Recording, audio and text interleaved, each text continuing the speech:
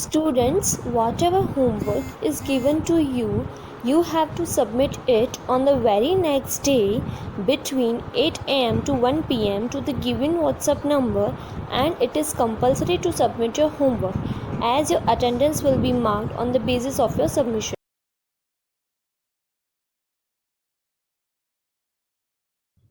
नमस्ते बच्चों, आज हम पढ़ेंगे पाठ नीलकंठ का अंतिम भाग।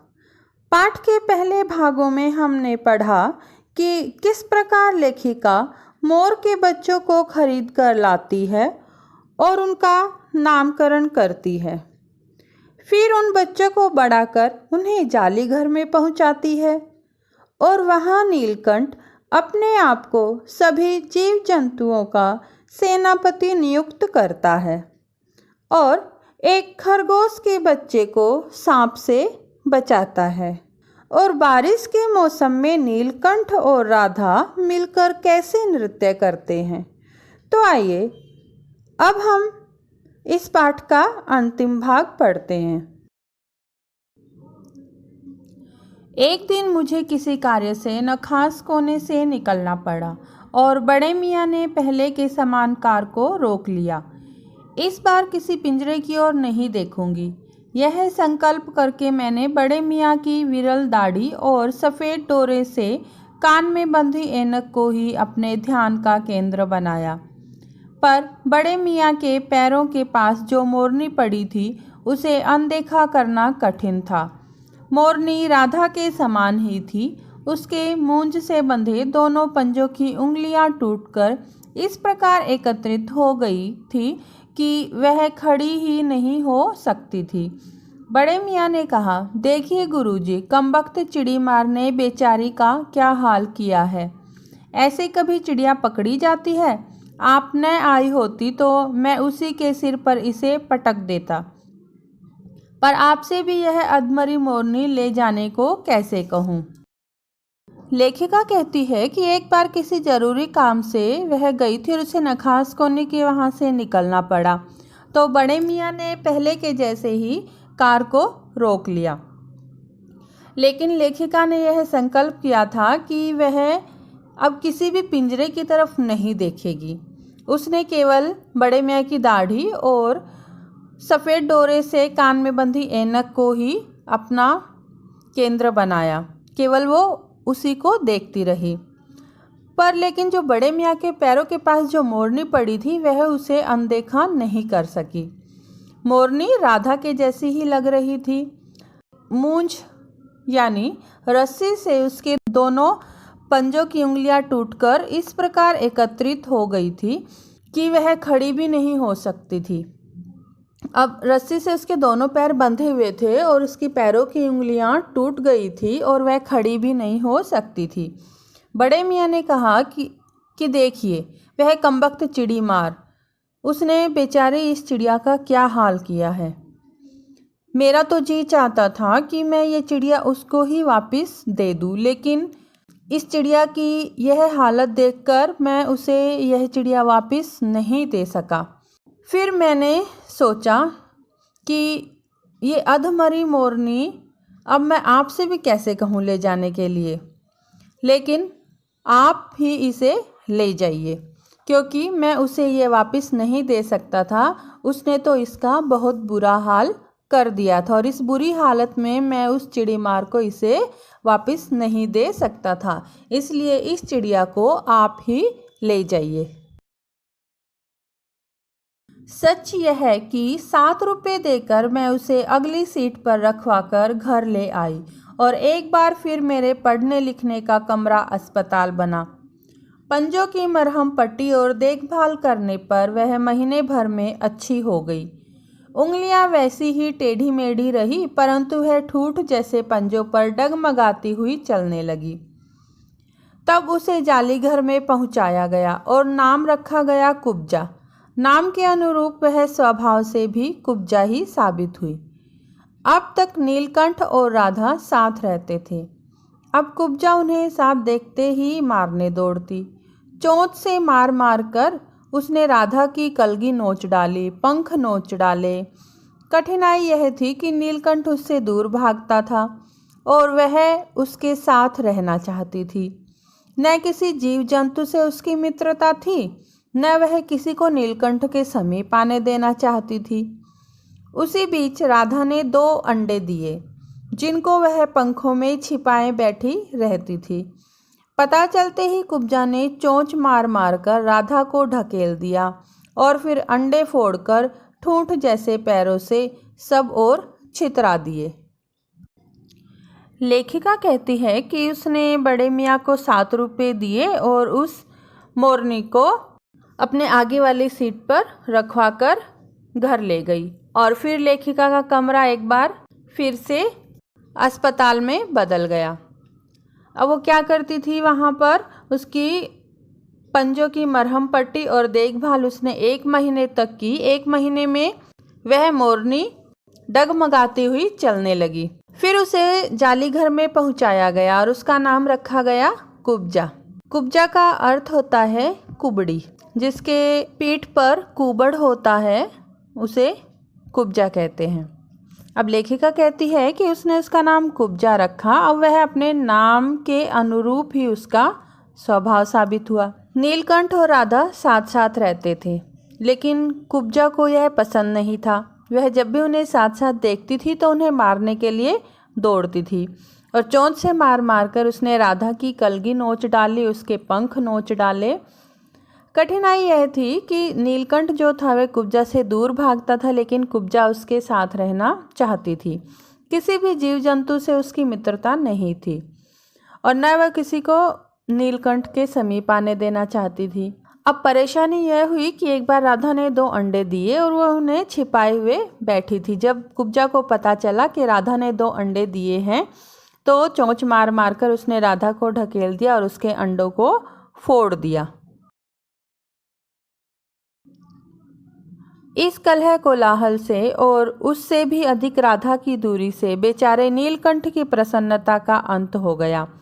अब कुब्जा ने आकर जो कलह कोलाहल किया, यानी नीलकंठ और राधा को जो वो नज़दीक नहीं आने देती थी, इस कलह से और राधा की दूरी से बेचारा नीलकंठ जो इतना प्रसन्न रहता था, अब उसकी प्रसन्नता का अंत हो गया। अब नीलकंठ जो था वह दुखी रहने लगा। कई बार वह जाली के घर से निकल भागा।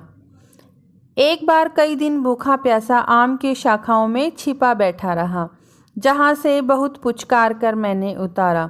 एक बार मेरी खिड़की के शेड पर छिपा रहा। लेखिका कहती है कि वह इतना दुखी था कि कई बार तो वह जाली घर से ही भाग गया था और कई दिनों तक वह भूखा प्यासा आम की शाखाओं में टहनियों में छिपा हुआ बैठा रहा, जहाँ से लेखिका ने उसको बहुत पुचकार कर उतारा। और एक बार तो वह लेखिका के घर की खिड़की के शेड पर छिपा रहा। मेरे दाना देने जाने पर वह सदा की भांति पंखों को मंडलाकार बनाकर खड़ा हो जाता था, पर उसकी चाल में थकावट और आँखों में एक शून्यता रहती थी। अपनी अनुभवहीनता के कारण ही मैं आशा करती रही कि थोड़े दिन बाद सब में मेल हो जाएगा। अंत में 3-4 मास के उपरांत एक दिन सवेरे जाकर देखा कि नीलकंठ पूँछ पंख फैलाए धरती पर उसी प्रकार बैठा हुआ है जैसे खरगोश के बच्चों को पंखों में छिपाकर बैठता था। मेरे पुकारने पर भी उसके न उठने पर संदेह हुआ।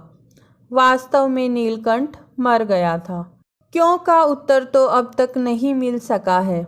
न उसे कोई बीमारी हुई, न उसके रंग बिरंगे फूलों के सतबक जैसे शरीर पर किसी चोट का चिन्ह मिला। मैं अपने शाल में लपेटकर उसे संगम ले गई। जब गंगा की बीच धारा में उसे प्रवाहित किया गया, तब उसके पंखों की चंद्रिकाओं में बिंबित प्रतिबिंबित होकर गंगा का चौड़ा पाट एक विशाल मयूर के समान तरंगित हो उठा। नीलकंठ के न रहने पर राधा तो निश्चेष्ट सी कई दिन कोने में बैठी रही। वह कई बार भागकर लौट आया था, अतः वह प्रतीक्षा के भाव से द्वार पर दृष्टि लगाए रहती थी। पर कुब्जा ने कोलाहल के साथ खोज ढूंढ आरंभ की। खोज के क्रम में वह प्राय जाली का दरवाज़ा खुलते ही बाहर निकल आती थी और आम, अशोक, कचनार आदि की शाखाओं में नीलकंठ को ढूंढती रहती थी। एक दिन आम के पेड़ से उतरी ही थी कि कजली, अल्सेशियन कुत्ती, सामने पड़ गई। स्वभाव के अनुसार उसने कजली पर भी चोंच से प्रहार किया। परिणामतः कजली ने 2 दांत उसकी गर्दन पर गड़ा दिए। इस बार उसका कलह, कोलाहल और द्वेष प्रेम भरा जीवन बचाया न जा सका, परंतु इन 3 पक्षियों ने मुझे पक्षी प्रकृति की विभिन्नता का जो परिचय दिया है वह मेरे लिए विशेष महत्व रखता है। राधा अब प्रतीक्षा में ही दुकेली है।